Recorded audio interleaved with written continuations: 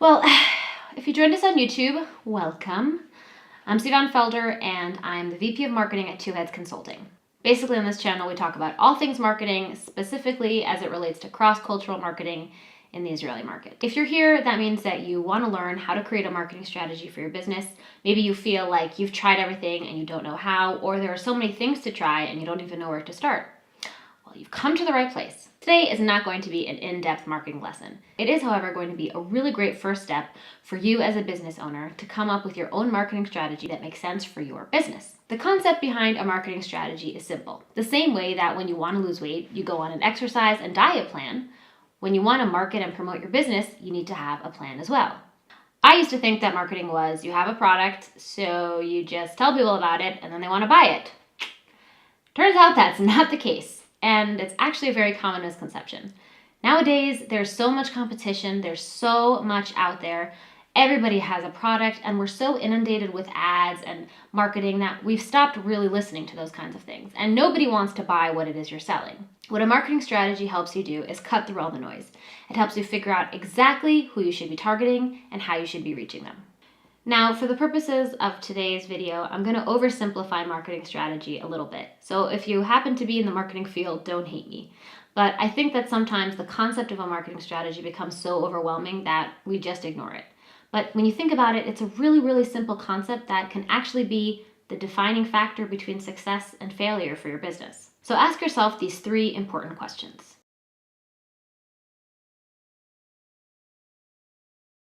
The first one is, what is it that you want to achieve? What is the point of your marketing? Maybe it's you want to fill up a course.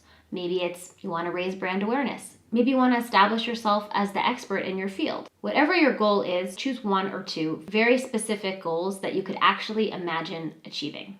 Any goal you have can be broken down into 3 or 4 pretty basic steps of how you're going to achieve that. So if your goal is to find a job, then your first thing you'd need to do is write a resume, and then you'd need to send your resume out to headhunters, and then you'd have to maybe go on LinkedIn and create a profile, right? Once we have the clear goal, we can create really basic objectives or very basic practical steps of how we're going to achieve that goal. Then you have the who, and this is probably the most important part of your marketing strategy. Who is it that you're trying to target? Now, when I ask people who their target customer is, a lot of times I'll get a response like, I'm targeting anyone who has a pet, or I'm targeting people who live in Modi'in, or I'm targeting women. That's literally my favorite one. I hate to break this to you, but women is not a target audience. As a woman myself, I can assure you that if you try to appeal to all of us, none of us will pay attention. The goal of defining your target audience is to really understand very, very specifically who it is you're trying to target. The more you can get to know them and their problems and their issues and the questions they have, the more you can market to them effectively. If you're a hairdresser and you're trying to appeal to women who want to come and get their hair cut at your salon, you need to be really specific of what kind of woman that is, right? Like, where does she live? Is she old, young? Maybe you notice that most of the customers who come to your shop aren't in a specific income bracket, or maybe most of them are a specific age range. Now, obviously, there can be more than one type of persona. The point is to find the 2 or 3 that really are your ideal customer. What does that person want? What do they need? What are they looking for? What are the questions that they're asking? The more you can create specific customer personas, the better your chances are of appealing to them. Not only that, but you'll also know where to find them. So if you have the question of, do I need an Instagram page? Should I start a YouTube channel? Should I pay for Facebook ads?